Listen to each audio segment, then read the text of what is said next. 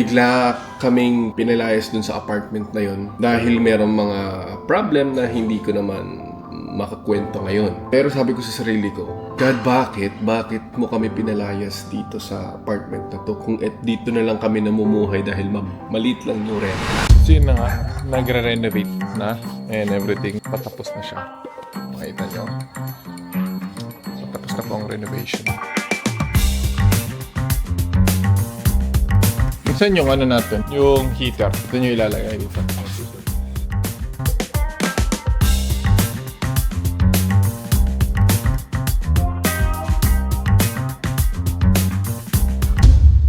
So guys, time check. It's 6:30 in the morning at wala pa akong tulog. Dire-diretso ako mag-shoot. Ito nyo lang, behind the scenes lang naman. So ito yung aking supportive fiancé. Sinutulungan niya ako dito at everything.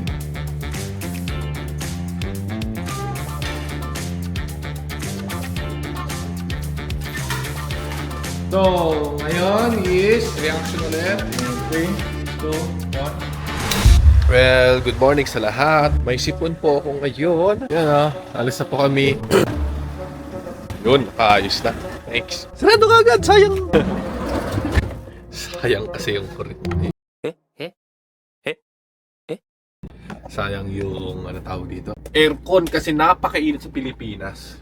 Ngayon, pupunta tayo sa Aqua Planet. Anong gagawin natin doon? Siyempre, alam niyo naman, meron ako sariling mundo. Ngayon pupuntahan natin ang planetang Aqua.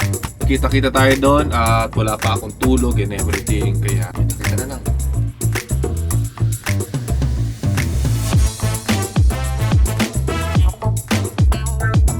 Yan na po. Kami ay nasa Aqua Planet. Inang init sa Pinas. Nabi dito ang init ko, suba sa Cavite. Oo nga eh. Nangangagat, mas nangangagat dito eh. Oo nga no. Init naman dito sa Pinas. Hello! Bless ka. Si Tito yan. Bliss oh, bliss. Baby, ito si ano. Para mapraktisan mo na. Say hi. Say hi. Yes, thank you, naka-aircon. Thank you, Lord.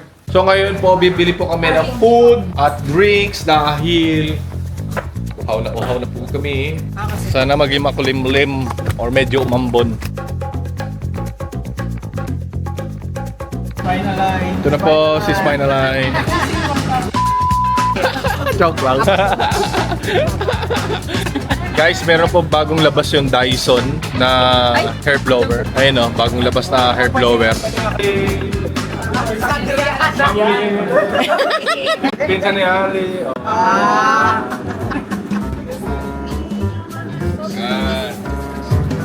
Thank you. Thank you.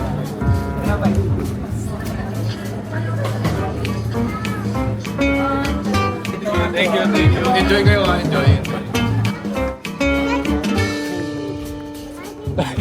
Kanina. Pero parang ang hirap ng sayo, no? Twins, no? Ako po, boss. Hirap talaga, boss. Ano pag maliit ka?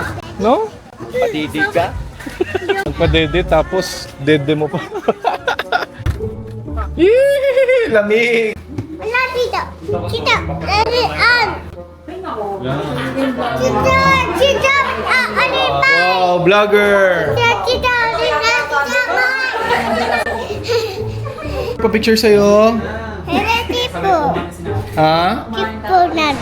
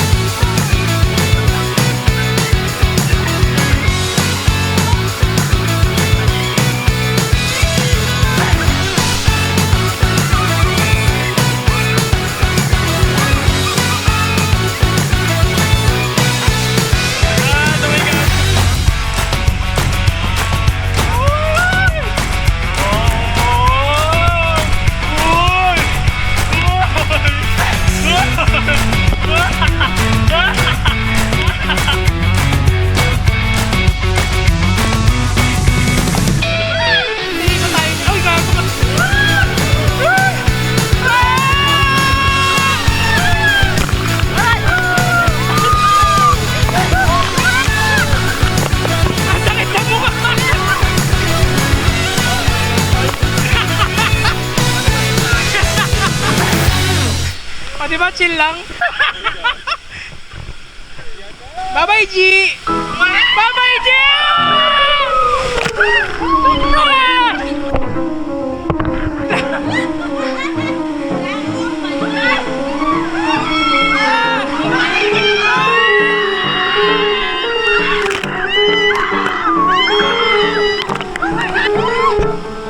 Tubig sa mata ko, man! Ito na. Bye-bye, Sayhan! Bye-bye!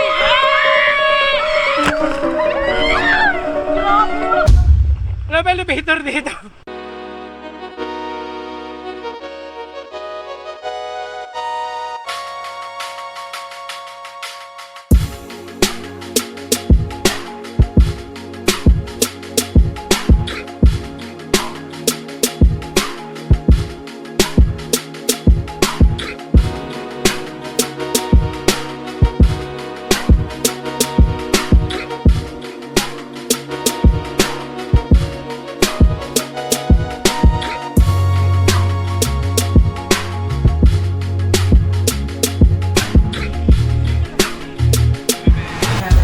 So yun na po, uwi na po kami. Let's go! Thank you! Thank you! Ingat, Sir Frank. Ay! Say hi to the vlog. Thank you sa panonood. Thank you! Dala mo yung pan mo, sir. Ayun, nandyan o. Thank you, Aqua Planet. Very hospitable. So, good morning. So, it's 7:48 p.m. at nandito ako ngayon sa labas. So, dito ako mag-work. And magpupul ako later. Let's swim. Okay na, mainit-init pa nga. Mainit-init.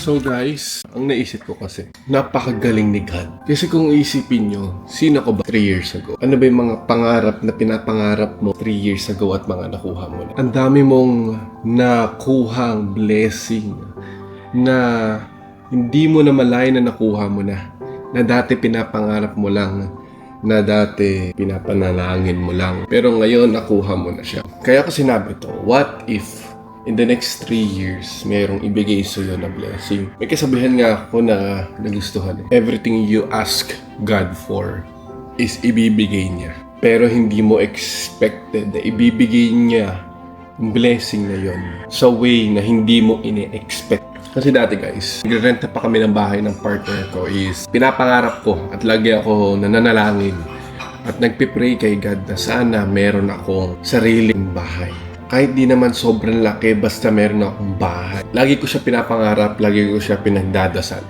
And then after ilang months, bigla kaming pinalayas dun sa apartment na yon dahil merong mga problem na hindi ko naman makakwento ngayon. Pero sabi ko sa sarili ko, God, bakit mo kami pinalayas dito sa apartment na to kung dito na lang kami namumuhay dahil maliit lang yung renta? At gusto ko sana magkaroon ng sariling bahay, bakit mo kami pinaalis dito? So, no choice kami. Lumipat kami sa another apartment na mas mahal kaysa dun sa first apartment na nilipatan namin na mas mura. Tapos dahil dun sa nangyari na yun is nagkaroon ako ng malaking motivation sa sarili ko na magkaroon ako ng sariling bahay. Kaya sabi ko sa sarili ko, ayaw ko na mapalayas ulit. Ayaw ko na ma-feel na parang pinapaalis ka. Ayaw ko ma-feel na parang nakikitara ka lang and everything. Kaya simula nun, sabi ko, mag-hustle na ako, mag-grind na ako to make more money and to buy a house. And after 2 years, nakabili na kami ng sarili namin bahay. And at 23 years old, na dati pinapangarap ko lang magkaroon ng sariling bahay. Tapos kahit hindi naman malakihang pool, pero pangarap ko lang dati na magkaroon ng sariling swimming pool sa bahay. Tapos ngayon, itong bahay na to, masaya na kami dahil mas malaki siya kaysa dun sa unang pangarap namin. And then ngayon, 3 times pa mas malaki dito yung pinapagawa namin dito sa dalawang magkabilang lote. Kasi papa-extend namin. Maglalagay kami ng entertainment area, billiards, parking area, swimming pool ulit, basketball court, at marami pang iba. Nasa plano ni God yan, na ang pangarap mo, sasagutin niya. Pero meron lang siyang gagawin sa'yo para makapunta ka doon sa gusto mong pangarap. Kaya naniniwala ako na everything happens for a reason. Hindi yan binibigay ni God dahil lang gusto niya lang. Lahat ng mga masasamang bagay na nangyayari or tinitik natin as a negative, lagi nating inisip na problema, puro negative. Bakit hindi na lang natin isipin na itong problema na to, binigay ito sa atin ng Diyos dahil kailangan natin to in the future. Kasi hindi naman ito ibibigay para lang sa wala lang. Siguro there's a lesson to be made in order to be more successful in the future, or merong kailangan mawala sa buhay natin bago natin makamit yung bagay na yun. Or merong tinatanggal na tao sa buhay natin bago mo marating yung pinagdadasal mong pangarap mo. If meron man lang na masamang nangyari sa'yo, lagi mong isipin, that is God's plan. All is happening according to God's plan. Yun lang naman, and bye-bye!